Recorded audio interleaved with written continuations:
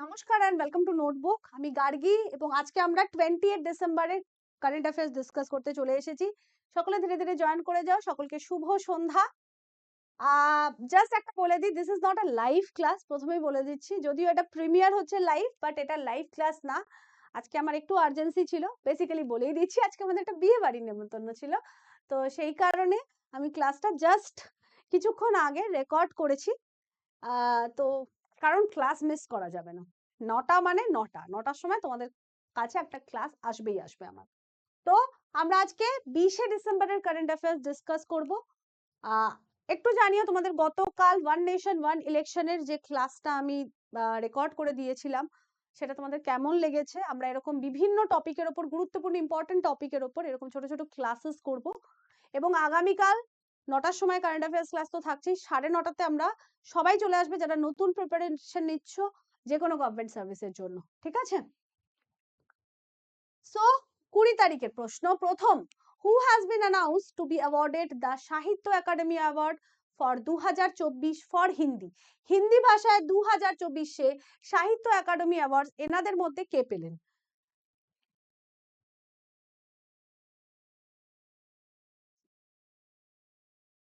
দেখে নিচ্ছি উত্তর। অনেকেই সঠিক উত্তর দিয়েছো, বাট কারেক্ট আনসার ইজ গগন গিল। 2024-এ সাহিত্য একাডেমি অ্যাওয়ার্ডস ঘোষণা করা হয়েছে। টোটাল 21 জনের নাম, টোটাল 21 জনের নাম ঘোষণা করা হয়েছে বিভিন্ন ভারতীয় ল্যাঙ্গুয়েজের তরফ থেকে। এবং 21 জনের মধ্যে কিছু পোয়েট্রি কালেকশনস আছে, নোভেলস আছে, শর্ট স্টোরি আছে, এসে আছে, লিটারারি ক্রিটিসিজম আছে, নাটক আছে, রিসার্চ ওয়ার্ক আছে। সবকিছু নিয়ে টোটাল 21 জন রাইটারকে আপাতত সিলেক্ট করা হয়েছে। এবং হিন্দি পোয়েট গগন গিল রিসেন্টলি কিন্তু ওনার পোয়েট্রি বই যার নাম হচ্ছে মে জব তক আই বাহার, এর জন্য কিন্তু উনি সাহিত্য একাডেমি অ্যাওয়ার্ড পেলেন এই বছরের জন্য।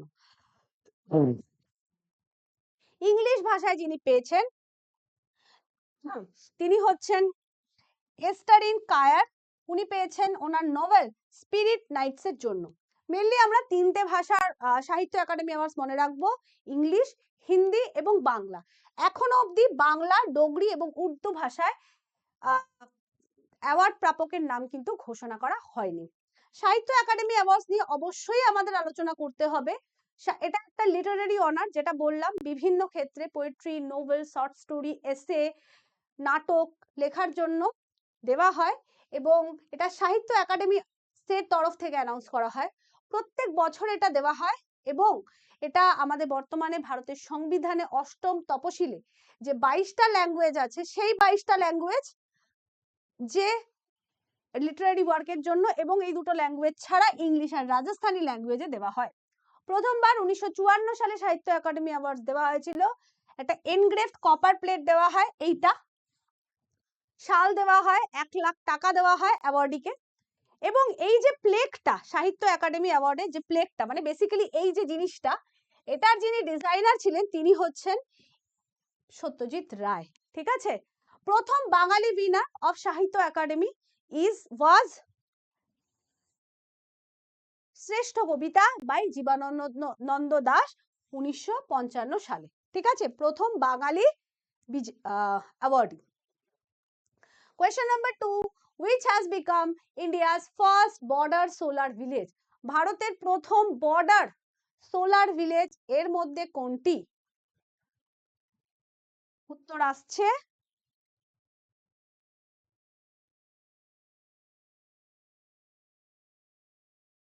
অনেকেই সঠিক উত্তর দিয়েছে, অবশ্যই দেখে নেব। সঠিক উত্তর হচ্ছে Masali village. Option B is the correct answer.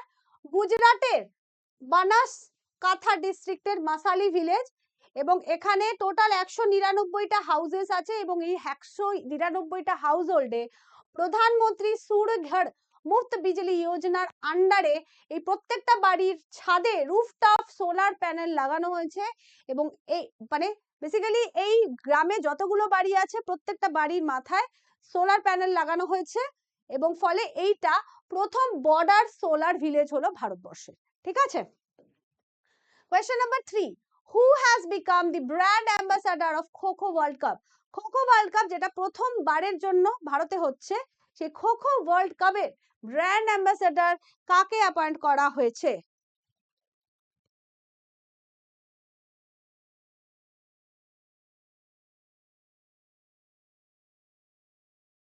ওকে, চলো, নামগুলো খুবই পরিচিত এবং উত্তরটাও খুবই পরিচিত। Salman Khan, Bollywood actor Salman Khan brand ambassador appoint করা হয়েছে ইনঅগ্রাল খো খো ওয়ার্ল্ড কাপ এর জন্য, যেটা জানুয়ারি 13 থেকে 19 তারিখ অবধি হবে 2025-এ। 24টা দেশ এখানে খেলবে এই ইভেন্টে, ঠিক আছে? ইম্পর্টেন্ট প্রশ্ন, মনে রেখো। Question number 4. Which Indian educationist has been honored with royal honor by Bhutan?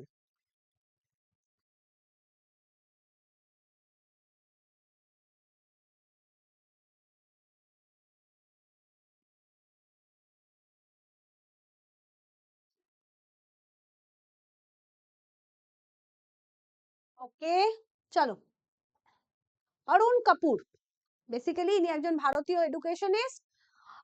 ওনাকে রিসেন্টলি ভুটানের তরফ থেকে রেয়ার দাসো টাইটেল এবং রেড স্কার্ফ দিয়েছেন ভুটানের যিনি রাজা বর্তমানে আছেন, জিগমে খেসর নামগ্যাল, 117তম ভুটানের ন্যাশনাল ডে সেলিব্রেশনে।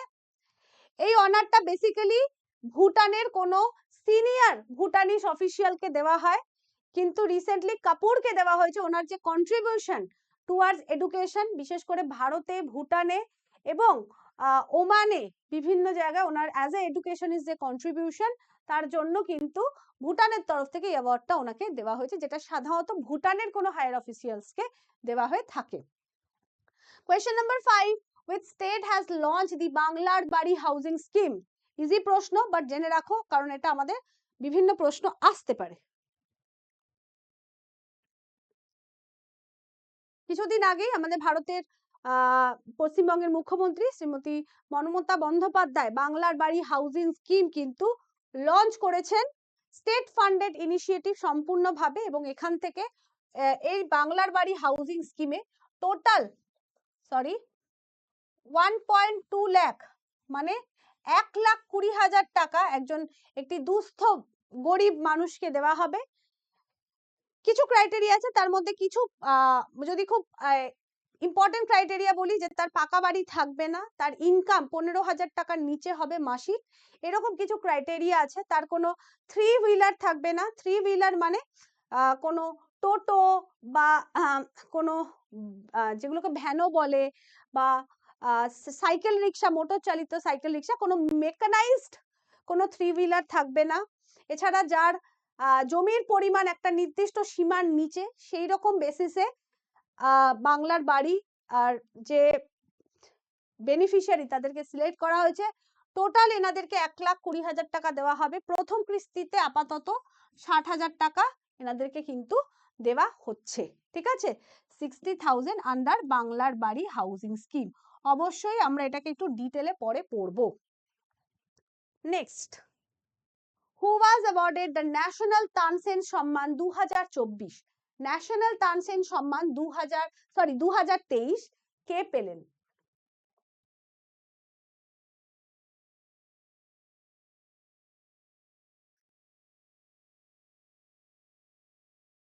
ওকে, ইজি প্রশ্ন নয় এটা।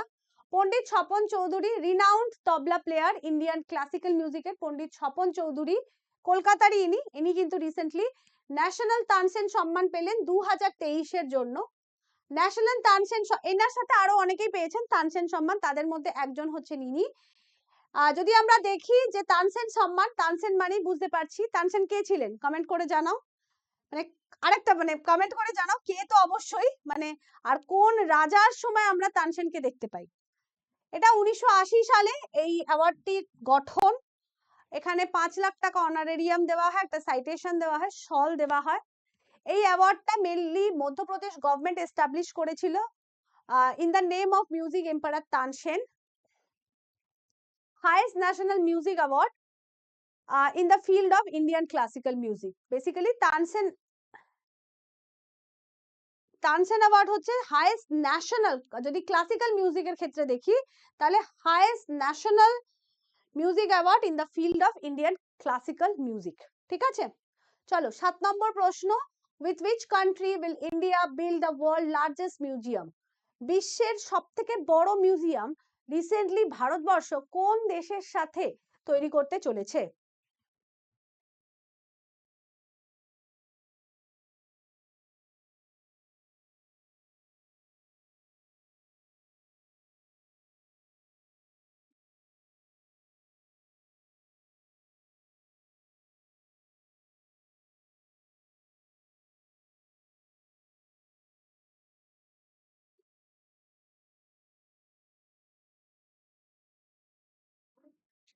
অনেকেই সঠিক উত্তর দিয়েছো, কারেক্ট আনসার হচ্ছে ফ্রান্স।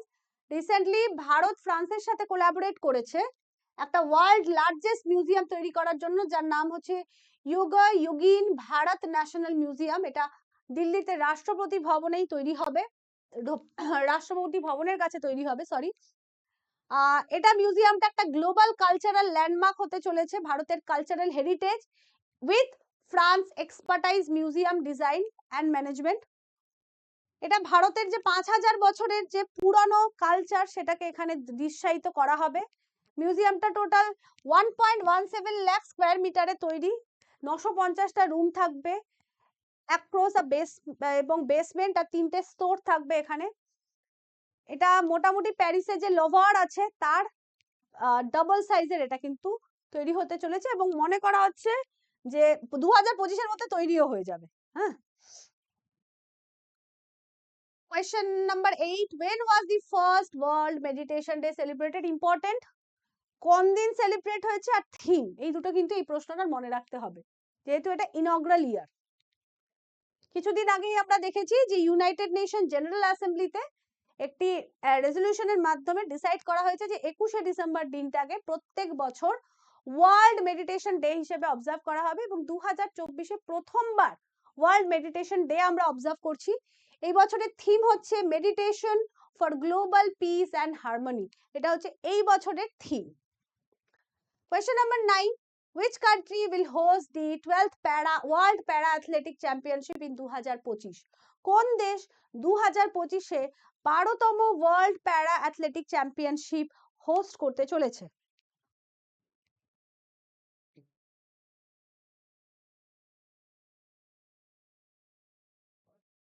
ওকে, চলো, একদম ইন্ডিয়া আছে মানে অনেকে চোখ বুঝে ইন্ডিয়া বলছো। ইন্ডিয়া 2025-এর world para athletic championship host করতে চলেছে, প্রথমবারের জন্য ভারত এটা হোস্ট করতে চলেছে। এটা 26শে সেপ্টেম্বর শুরু হবে, 5ই অক্টোবর শেষ হবে জওহরলাল নেহেরু স্টেডিয়ামে, ঠিক আছে। 10 নম্বর, what is the position of Indian men's hockey team in the released hockey ranking?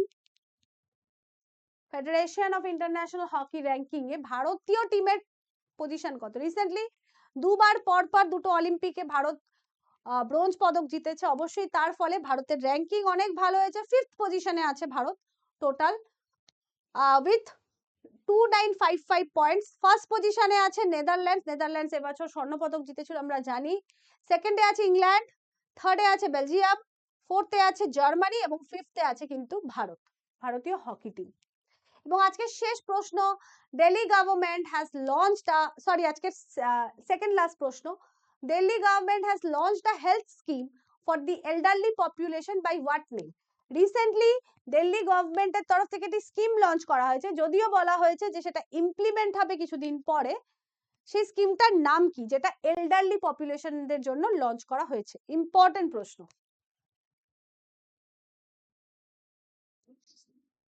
ওকে,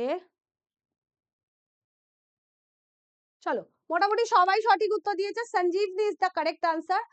আম আদমি পার্টির বা আপের যে ন্যাশনাল কনভেনার বর্তমানে অরবিন্দ কেজরিওয়াল, উনি একটা হেলথ স্কিম লঞ্চ করেছেন বা অ্যানাউন্স করেছেন দিল্লির বয়স্ক সিটিজেনদের জন্য।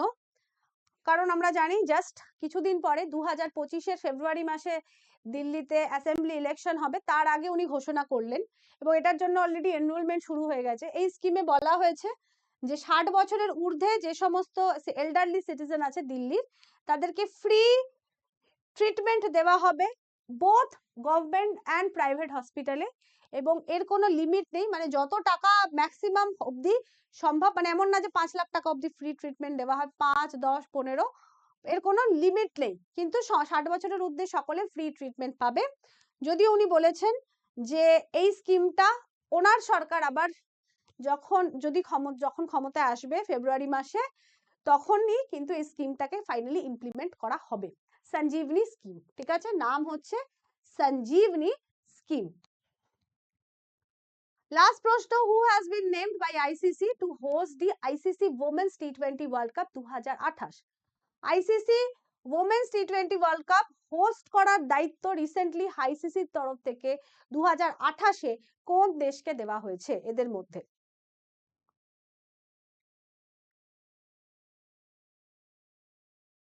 ওকে, চলো দেখে নিচ্ছি। পাকিস্তান। আইসিসি ওমেন্স টি20 ওয়ার্ল্ড কাপ প্রথমবার 2009 হয়েছিল ইংল্যান্ডে। লেটেস্ট এডিশন 2024-এ অনুষ্ঠিত হয়ে গেল ইউএই তে। এক্ষেত্রে বলবে, অবশ্যই তোমরা বলবে ইউএই তে যেটা লেটেস্ট হয়েছে সেখানে কে কাকে হারিয়ে ফাইনাল জিতেছে, কমেন্ট করে জানাবে কে কাকে হারিয়ে ফাইনাল জিতেছে। 2026-এ হোস্ট হচ্ছে ইংল্যান্ড, 2028-এর হোস্টিং রাইট দেওয়া হয়েছে পাকিস্তান, ঠিক আছে। তো thank you to everyone for watching the ক্লাসটা দেখার জন্য সকলকে ধন্যবাদ। অবশ্যই জানিও ওয়ান নেশন ওয়ান ইলেকশনের ক্লাসটা তোমাদের কেমন লেগেছে, এই ধরনের ক্লাস তোমরা আরো চাও কি চাও না। এবং আগামীকাল 9:30-তে সবাই চলে আসবে, 9টায় আমি কারেন্ট অ্যাফেয়ার্স ক্লাস দেব, তারপরে 9:30-তে লাইভ থাকবো তোমাদের সাথে একটা ক্লাস নিয়ে, সেটা হচ্ছে ক্লাস 10-12 গ্রাজুয়েশনের পর তোমরা যারা প্রথম সরকারি চাকরির প্রিপারেশন নিচ্ছ বা নিতে চলেছ, তারা কিভাবে এগোবে, কোন কোন পরীক্ষাকে টার্গেট করবে।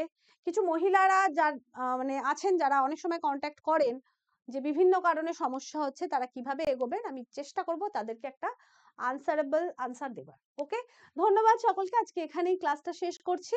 দেখা হবে আগামীকাল রাত 9টার সময় কারেন্ট অ্যাফেয়ার্স এর ক্লাসে, এবং 9:30-তে একটা গুরুত্বপূর্ণ ডিসকাশন নিয়ে তোমাদের সাথে। বাই, সকলে ভালো থেকো, এবং 25 তারিখ অবশ্যই সকলকে থাকতে হবে, কারণ সেদিন ক্রিসমাসের সাথে সাথে আমরা লঞ্চ করতে চলেছি আমাদের ইউটিউবে free classes on miscellaneous main exam and PSC clerkship part 2। Descriptive প্যাটার্নে সমস্ত সাবজেক্ট ধরে ধরে কিন্তু প্র্যাকটিস করানো হবে। তো তোমরা থেকো নোটবুকের সাথে, এবং ক্লাসেস যদি ভালো লাগে অবশ্যই একটা লাইক দিও, আর শেয়ার করো বন্ধুদের মধ্যে। কোনো সাজেশন থাকলে সেটাও কমেন্ট করে অবশ্যই জানাতে পারো। ধন্যবাদ, বাই।